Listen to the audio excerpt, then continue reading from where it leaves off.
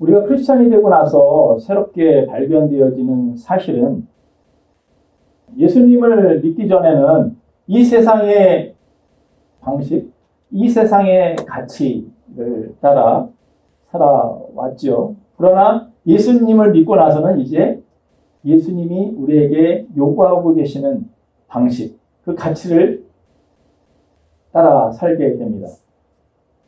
이 세상은 우리에게 강해지라고 그렇게 말하죠.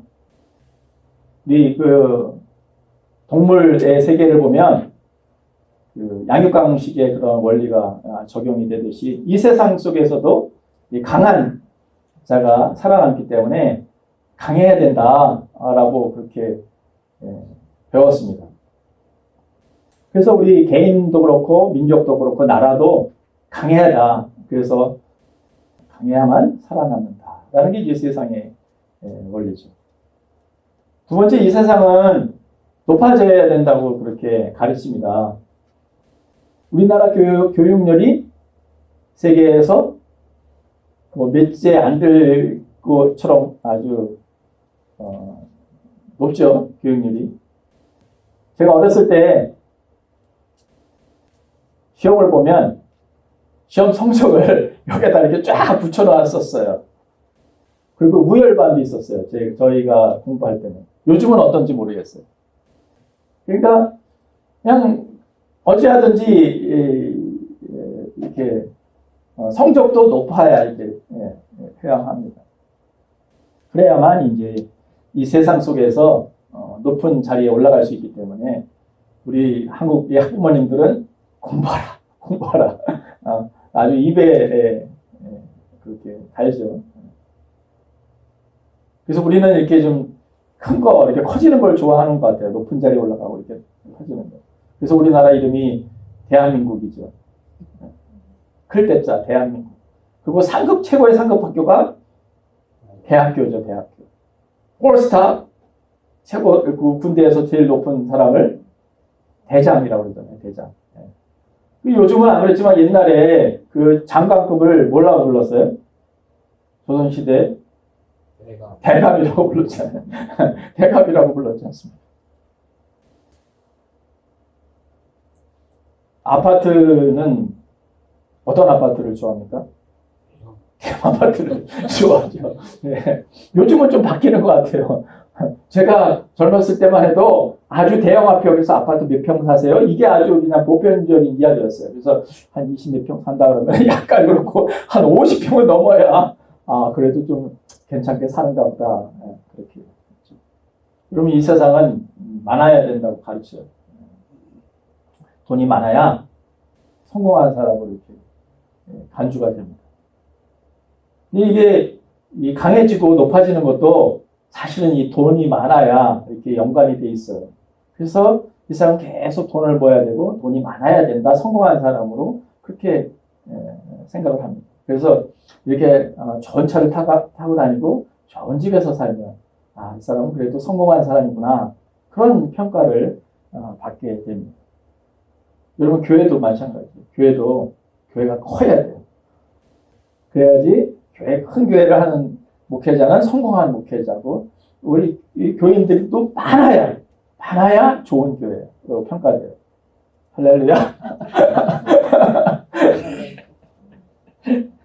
그래서 우리 목회자들도 큰 교회를 지향을 하죠. 그래서 우리 목사님들하고 이렇게 하다가 작은 교회 이렇게 한다고 그러면 굉장히 이렇게 위축되고 내가 왜 하나님 앞에 이렇게 쓰임을 받지 못할까? 이렇게 아주 이렇게 주눅이 드신 목사님들이 의외로 많아요. 사실 이 세상의 가치는 그렇죠. 강해져야 되고, 높은 자리에 가야 되고, 더 가져야 되고. 근데 우리가 크리스찬이 되고 나서 예수님이 하시는 말씀을 이렇게 들어보면, 예수님이 하시는 말씀 속에서는 지금 우리가 세상에서 살아가는 그런 가치가 하고 너무 다른 그 방식과 가치를 우리에게 말씀하고 계세요. 그러니까 조금 이게 크리스찬으로 한번 살아보려고 막 이렇게 노력을 해보면 이 세상의 가치와 방식과 예수님이 우리에게 요구하는 방식과 가치가 이렇게 충돌이 막 일어나요. 그러니까 충돌이 일어나니까 어떻게 마음이 갈등이 생기고 힘들고 어려워지고 야 이거 내가 예수님을 믿고 예수님을 따르면서 삶을 살다 그러는데 실질적으로 내 삶의 모습을 보면 나는 더 강해지기 위해서 더 높은 자리에 가기 위해서 더 내가 많은 것을 가지기 위해서 이렇게 애쓰고 있는 내 모습을 발견할 때면 마음이 조금 힘들어지죠. 여러분도 그러신가요? 그러시죠? 그게 크리스찬이면 누구나가 가지고 있는 공통된 그러한 고민인 것 같아요.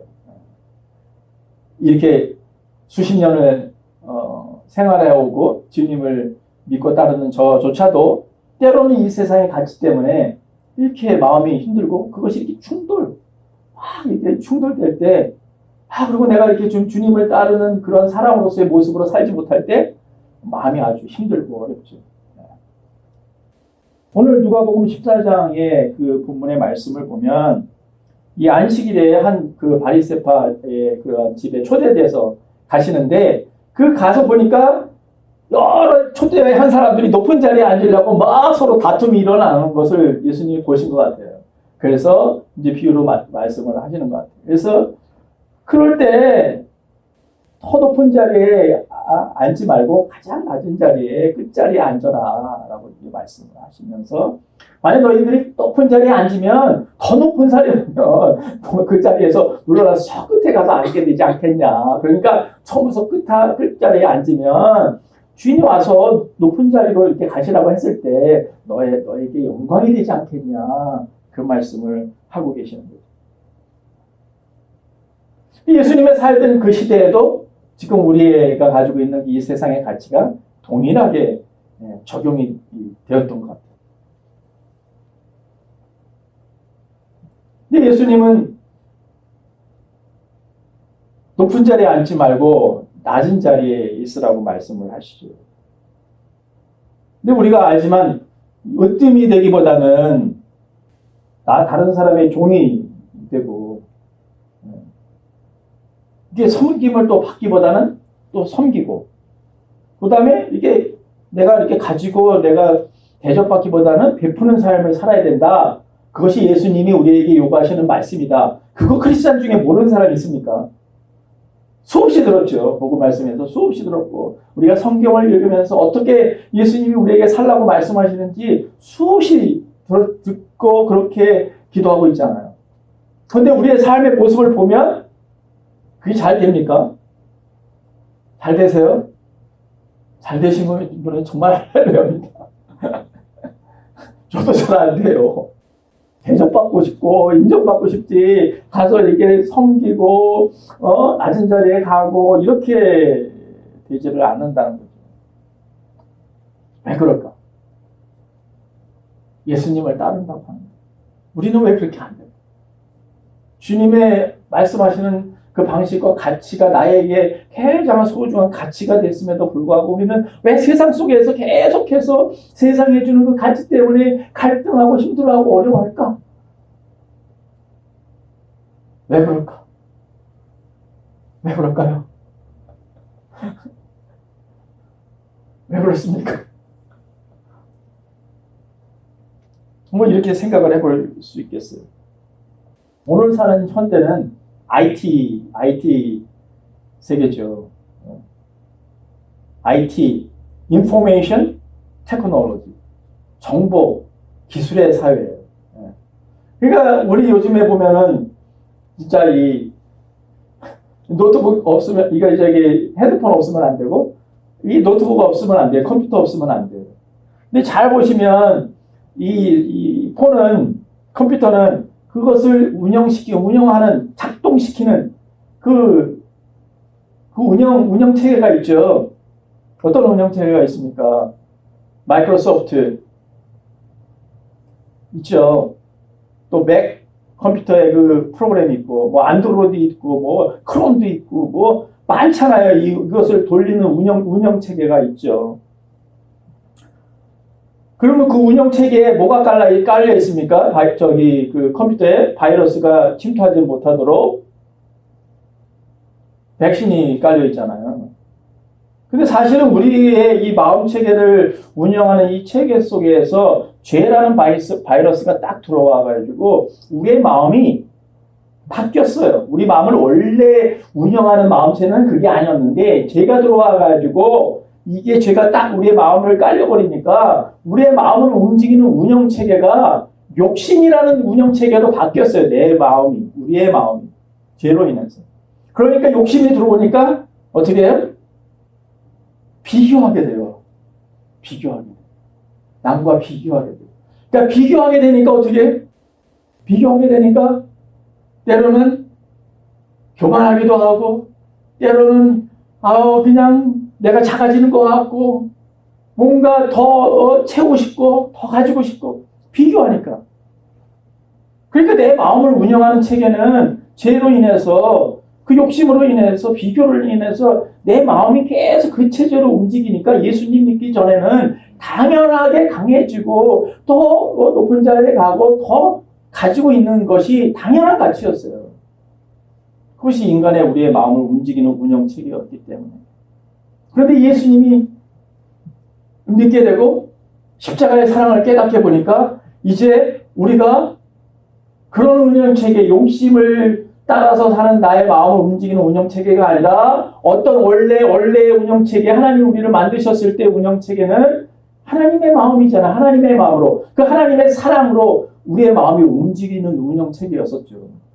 근데 예수님은 계속해서 우리의 마음 가운데 그 십자가의 사랑을 깨닫고 그 사랑으로 하나님의 크신 사랑으로 우리의 마음을 운영해라 라고 우리에게 요구하고 계신데 우리는 과거의 욕심이라는 그 운영체제가 우리의 이 마음밭에 깔려있기 때문에 그래서 계속 비교하는 삶을 살기 때문에 완전히 포맷을 하지 않으면 완전히 그것을 싹 갈아치지 않으면 우리는 옛날에 가지고 있던 우리의 마음의 운영체계를 따라서 살 수밖에 없는 존재가 된 것이죠. 그러니까 나의 마음을 지금 운영하고 있는 이 운영체계가 어떤 운영체계냐 잘 살펴봐야 돼요. 왜 그러냐면 누구나가 욕심이 있기 때문에. 그래서 예수님은 우리가 성경에도 얘기하지만 탐심이 우상숭배라고 얘기하잖아요. 우리 안에 이 내면 안에 죄로 인해서 누구나가 욕심이 있어요. 그리고 그 욕심을 통해서 비교하게 돼요. 그냥 이건 자동으로 되는 거예요. 자동으로. 내가 원하지 않는다고 해도 내가 그렇게 살고 싶지 않습니다라고 해도 내 마음 안에 그렇게 체계가 이 프로그램이 돌아가는 거예요. 그냥 저절로 돌아가는 거예요. 그러니까 완전히 그걸 포맷에 해가지고 우리 포맷에서 하나님이 운영하시는 하나님의 마음과 하나님의 사랑으로 나의 마음을 새로 깔아놓지 않으면 우리는 그냥 늘 세상 속에서 세상의 가치와 그 방식을 따라서 살 수밖에 없는 존재가 된다는 것이죠. 여러분, 우리 복음 말씀에 마태복음의 20장에 보면 예수님께서 제자들과 이제 갈릴리를 거쳐서 여리고를 통해서 예루살렘으로 이제 십자가를 지기 위해서 같이 이렇게 올라가시는 그때 그 여리고에서 이제 쉬고 계셨을 때 그 세베대의 아들 야고보와 요한의 어머니가 우리 요즘 말로 하면 청탁을 하죠. 우리 아들 좀 주님이 이제 왕이 되셨을 때 하나는 큰아들은 우편에 하나는 좌편에 좀 많게 해주십시오라고 요청을 해요. 청탁을 해요. 요즘도 청탁 때문에 문제가 많아요. 그러니까 예수 주변에 있는 그 제자들이 그 얘기를 듣고 뭐라고 그랬다고요? 분노를 일으켰다. 왜냐하면 자기네가 차지해야 할 자리를 다른 어머니가 그 세베대 아들의 어머니가 요한 야고보의 어머니가 와가지고 청탁을 하니까 그러니까 아주 그냥 내 자리인데 남이 차지하니까 이거 내가 차지할 자리인데 그러니까 그냥 화가 확 솟구친 거죠. 그럼 마가복음 9장에 보면 예수님께서 제자들하고 이렇게 함께 길을 걸고 있는데 제자들이 누가 크냐, 네가 크냐, 내가 크냐 막 이렇게 그냥 쟁론하는 것을 보시잖아요. 그러고는 딱 이제 집에 와가지고 이제 예수님이 딱 말씀하시죠. 제자들에게 누구든지 첫째가 되어야 되거든. 못사람이 끝사람이 되어야 된다. 그리고 섬기는 자가 되어야 된다라고 이렇게 교훈을 하시죠. 그러니까 욕심으로 인해서 우리가 비교하게 되기 시작을 하면 누가 크냐 이 키재기서부터 이제 하고 누가 더 크냐 누가 더 뭐 강하냐, 누가 더 높은 자리에 있느냐, 누가 많은 것을 가져야 됐느냐, 뭐 이런 게 힘결이서부터 시작해서 뭐 서열서부터 시작해서 온갖 것들이 생긴다는 거예요. 그 이민교회 이렇게 소식들을 보면서 많은 목회자들과 교회 속에서 많은 이 다툼과 분열과 높아짐과 이런 것들을 이렇게 얘기를 들을 때면 굉장히 마음이 아파요. 얼바인에 있는 큰 교회는 주일날 갈라져서 두 목사님이 오셔가지고 설교를 합니다. 갈라져서. 굉장히 큰 교회인데. 저는 더 충격적인 거는 한쪽의 지지자들이 지지하는 목사님을 세우기 위해서 지붕을 뚫고 철제로 해서 위에서 아래로 내려온대요. 그게 사실인지 아닌지는 모르겠죠. 방해를 하니까 아예 방해도 못하게 철제로 딱 이렇게 불러가지고 설교자가 이렇게 딱 내려오게 만들었대요. 법정 싸움하면서. 여러분 이것이 세상의 가치 아닙니다. 높아지기 위해서. 내가 가지고 있는 이 기도가 높지 않기 위해서. 이게 요즘의 교회라는 거예요. 너무 부정적인 얘기만 드린지 모르겠지만 이만큼 우리의 이 본성이라는 건 우리들의 마음을 움직이는 이 운영체계는 욕심이라는 거예요. 예수님을 믿어도 욕심이라는 게 우리의 마음 가운데 움직이게 되고 필요함을 하게 된다는 거죠. 여러분 한국 사람하고 일본 사람하고 중국 사람하고 세 사람이 중국 식당이든 식당에 갔어요. 갔는데 이제 식당 주인이 이제 세 사람이 다른 국적을 가진 사람이 왔으니까 식사를 하면서 이제 테이블에다가 각 나라별로 사용하는 젓가락을 이렇게 딱 놓았어요. 근데 거기서도 어떻게 그 힘겨루기가 나오냐면 이제 중국 사람이 딱 나서면서 자기 나라 자랑을 하는 거예요. 봐라, 우리는 이 대국이라 젓가락도 이게 크다, 길다. 그리고 이 음식을 집을 때 이게 다른 사람들 주기 편하게 길게 만들어서 음식도 이렇게 편하게 이렇게 딱 준다. 그러니까 우리가 사용하는 이 긴 젓가락이 정말 최고야. 그 얘기를 딱 듣고 있다가 일본 사람이 딱 나왔는데 뭔 소리 하냐. 그거 너무 불편하다. 그거 어떻게 그 긴 젓가락으로 그렇게 음식을 짓냐. 우리는 작은 젓가락으로 효율성 있게 우리 일본 제품 봐라. 얼마나 효율적으로 잘 만들었냐. 젓가락도 아주 짧게 해가지고 효율적으로 하게끔 그렇게 만들었다.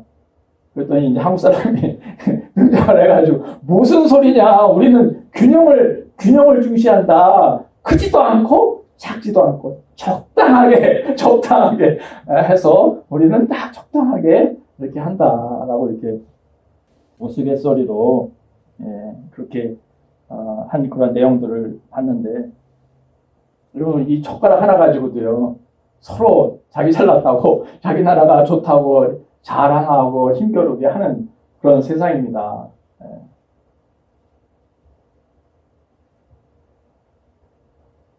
예수님께서 14장 오늘 본문에서 이러한 욕심의 운영체계를 가지고 있는 사람들에게, 특별히 제자들에게 그렇게 얘기를 하고 계시죠. 많은 주변에 있는 사람들에게.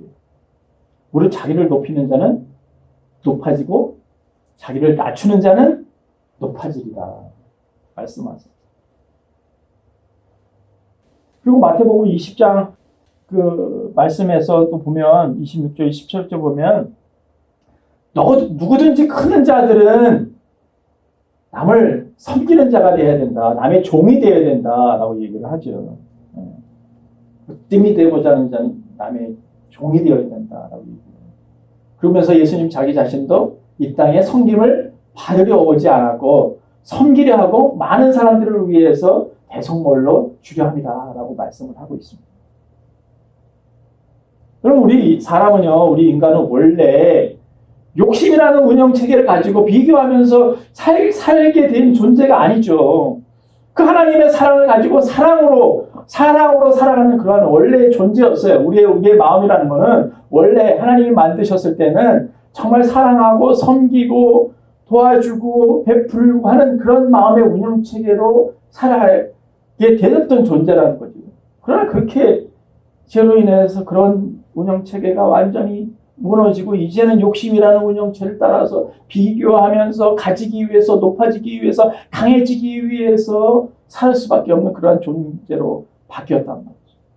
그런데 우리가 예수님 믿고는 너희 그리스도 예수 안에서 새로운 피조물이다. 이전 것을 지나갔으니 보라 새 것이 되었도다. 새 것이 되었도다. 그 말은 뭡니까? 뭐가 새 것이에요? 우리의 마음이 좀 하나님의 그 사랑으로, 십자가의 사랑으로, 예수 그리스도의 마음으로 새롭게 포맷돼서 옛날 원래 하나님이 가지셨던, 우리에게 주셨던 그 마음으로 우리가 새롭게 바뀐 존재가 되었다는 것이죠. 그러니까 우리는 새로운 피조물로 새로운 존재가 되었기 때문에 이전에 그 운영체계가 아니라 더 이상 욕심을 따라가는 존재가 아니라 정말 하나님의 그 주신 그 사랑과 그 마음으로, 아버지의 마음으로 우리의 운영체를 바꿔야 된다는 거예요. 할렐루야죠. 그래서 예수님께서 빌립보서 2장 5절에서 너희 안에 이 마음을 품어라. 그리스도 예수의 마음이니 라고 말씀하고 있습니다. 여러분 우리 빌립보서 그리고 나서 뭐라고 말씀하시냐면 그리스도의 마음이 뭐냐 도대체 어떤 마음이야 하고 사도 바울이 그 예수 그리스도의 마음에 대해서 우리에게 설명하고 있어요. 우리 같이 한번 읽어볼까요? 시작. 하나님의 분이시나 하나님과 동등됨을 취할 것을 외면하지 않으시고 오히려 자기를 비워 종의 형체를 받아서 사람을 가르치시고 사람의 모양으로 나타나사 자기를 낮추시고 죽기까지 인정하셨으니 곧 십자가에 죽으시니라. 네, 예수 그리스도의 마음은 어떤 마음이냐? 자기를 비워서 종의 마음을 갖는 것이 예수 그리스도의 마음이죠. 자기를 비워야 됩니다. 여러분 우리가 자기를 비운다는 것 내 중심적인 삶에서 하나님 중심적인 삶으로 바꾼다는 것이죠. 내가 죽고 내 안에서 나의 옛 성품들, 옛 자아가 죽고 내 안에서 살아계신 예수 그리스도께서 사신다는 것이죠. 예수 그리스도의 마음은 두 번째로 자신을 낮추는 겸손의 마음을 말하죠. 예수 그리스도의 마음이 뭐냐? 자기 자신을 스스로 낮추면서 겸손한 마음을 갖는 것이 예수님의 마음이죠. 겸손이라는 게 뭡니까? 빌립보서의 말씀을 근거하면 남을 나보다 낮게 여기는 것을 겸손이라고 합니다. 그러니까 겸손은 높은 자리에 앉을 수 있어요. 다른 사람이 다 높은 자리에 앉을 수 있어요. 그렇지만 그 자리에 앉지 않고 스스로 낮은 자리로 내려가는 것을 겸손이라고 우리는 말할 수 있습니다. 그리고 세 번째로 예수 그리스도의 마음은 십자가에서 죽기까지 복종하심으로 우리를 사랑하는 마음이죠. 여러분 하나님과 동등하신 분이신데 왜 그분이 왜 육신의 몸을 입고 이 땅에 오셔서 십자가에서 죽기까지 그렇게 자신을 낮추셨을까? 왜 높은 곳에 계신 분이 그분이 왜 가장 낮은 곳으로 오셔서 스스로 그것도 자발적으로 누가 강요해서도 아니요 자발적으로 스스로 이 땅에 오셨을까? 왜 꼭 그렇게 하셔야만 했을까? 왜 그렇습니까? 무엇 때문입니까? 우리를 너무나도 사랑하셨기 때문이 그렇죠. 내가 만든 나의 이 형상이 우리 인간이 영원한 그 죽음을 하나님과의 그 단절을 맛볼 수 없기 때문에 그것을 그들에게 경험시킬 수 없기 때문에 그것을 그렇게 허락할 수 없기 때문에 스스로 낮은 자의 모습으로 오신 것이죠. 여러분 예수 그리스도의 마음을 품고 살아간다는 것은 십자가의 사랑의 그 마음을 내가 마음속에 간직하고 그 마음대로 나의 마음의 운영체계를 운영하면서 살아가고 있는 것이다 라고 얘기할 수 있어요. 여러분 십자가의 사랑이 나의 마음 가운데 내 마음을 움직이기 시작하면 우리는 욕심이 없는 사람으로 살 수 있어요. 그렇죠? 더 이상 이 세상 가운데 연연한 존재로 살지 않을 수가 있어요. 더 이상 다른 사람과 비교하지 않고 살 수 있어요. 더 이상 어떤 것에도 묶이지 않고 자유롭게 자유한 가운데 살 수 있어요. 여러분, 우리들의 삶을 보면 내가 어떤 것에 묶여있고 어떤 것에 내가 자유함이 없고 어떤 것에 대해서 내가 더 높아지기를 원하고 더 어떤 것을 가지기를 원하고 비교하고 있고 욕심이 내 마음 안에 작동하고 있다면 정말 여러분들 마음 안에 십자가의 사랑이 내 마음 가운데에서 정말 작동하고 있는지, 그 십자가의 사랑 때문에 내가 날마다 감사하면서 하나님 앞에 영광을 올려드리고 있는지 우리는 우리의 마음을 살펴보아야. 여러분, 제가 손양원 목사님의 얘기를 한 적이 있는데 너무나도 잘 알고 계시죠. 근데 이 손양원 목사님을 생각하면 저는 어떻게 저렇게 그 십자가의 사랑이 저분에게는 도대체 어떤 식이었을까? 어떻게 마음을 운영하는 책이었으면, 어떻게 그 마음 안에 그분 작동하였으면 그 십자가의 사랑 때문에 자기가 사랑하는 그 아들, 귀한 두 아들을 죽인 그 사람을 양자로 입양하고 자기가 키우고 먹이고 하면서 그렇게 키웠을까 생각을 합니다. 여러분이 잘 아는 내용이지만 이 동영상 같이 한번 보고 설교를 마치도록 하겠습니다.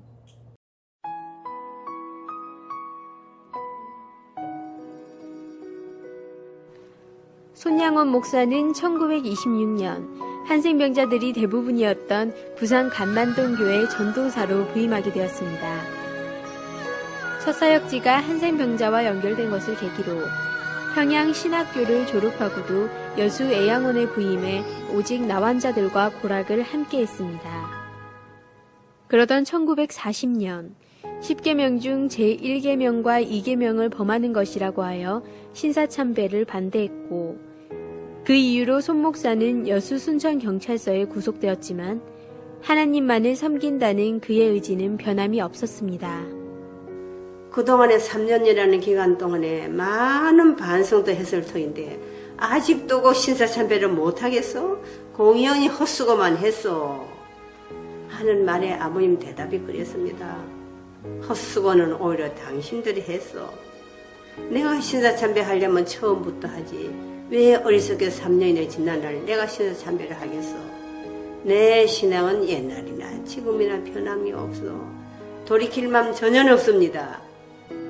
결국 8.15 해방을 맞이했고 이후에 다시 애양원에서 천여 명의 나병 환자들을 돌보았습니다. 그러던 1948년 당시 제주 폭동 사태를 진압하기 위해 여수에 집결했던 군인들 중 공산주의 사상에 물든 남노당 계열의 군인 일부가 인민위원회를 만들어 반란을 일으켰고 민족대학살을 감행했습니다. 이런 사태 속에서 신앙과 민족정신에 불탔던 동인과 동신은 학교 안에서 기독교 복음을 전하며 공산주의의 잘못을 폭로했습니다. 이로 인해 두 형제는 반란군의 무자비한 총살 앞에 한꺼번에 순교하게 되었습니다. 안을 내다보니 온 마당에는 오빠의 책, 교복, 가방이 뒹굴고 있었고요. 한쪽 옆을 보니까 거기는 검붉은 피자국이 뚝뚝 떨어져 있었습니다. 동이야, 동이야, 너의 두 오빠가 죽었단다. 내가 너의 두 오빠 시체를 찾아서 딴 곳에 옮겨놨다. 우리 두 오빠의 시체는 그 위에 쓸쓸히 누워 있었습니다. 얼마나 자기 친구들에게 얻어맞았는지. 평소 친했던 친구들이에요. 온 전신에는 피투성이를 만들어 놨습니다. 이마, 가슴, 얼굴, 온 전신에는 얼마나 총을 쏘아댔더니 총알자국이 쑤시 나타나 있었지요. 장례식은 간단했으나 이 땅에서 하나님께 드리는 최고의 선제사를 올리는 엄숙한 순간, 손 목사가 장례식 끝부분에 고백했던 마지막 인사는 감사였습니다. 그가 공산당원에 맞서 순교하는 그날까지 그의 삶에서는 예수님의 가르침대로 두 아들을 죽인 원수까지 사랑하는 사랑의 삶이었고, 어떠한 형편과 상황 속에서도 감사를 잃지 않는 삶이었습니다. 예, 우리 손혜원 목사님을 생각할 때마다 얼마나 이분에게는 그 십자가의 사랑이 크셨으면, 그 자기 아들을 둘이나 죽인 그 사람을 양자로 이렇게 입양하고 그렇게 하나님의 사랑으로 그렇게 했을까. 참 놀랍다. 라는 생각을 늘 하게 되는데요. 그 다음 그 슬라이드 보여주시면 이게 그 여수에 가면 애양원이라는 그런 곳에 한센병 환자들을 돌보는 곳에 기념관이 있는데요. 그 기념, 그래서 9가지 감사가 있고, 이 고은이라는 그 시인이 당신은 이미 이 땅의 사람이 아니었습니다. 라는 그러한 시를 이렇게 큰 돌에다가 새겨놨었는데요. 제가 그걸 읽어드리고 마치도록 하겠습니다. 오늘 여기에 당신을 말하는 것은 너무 부끄러워 남은 자의 아픔이 되겠습니다. 버림받은 한센 병자들, 아픔으로 쏟아내는 피고름, 사랑의 입으로 빨아낸 때 당신은 이미 이 땅의 사람이 아니었습니다.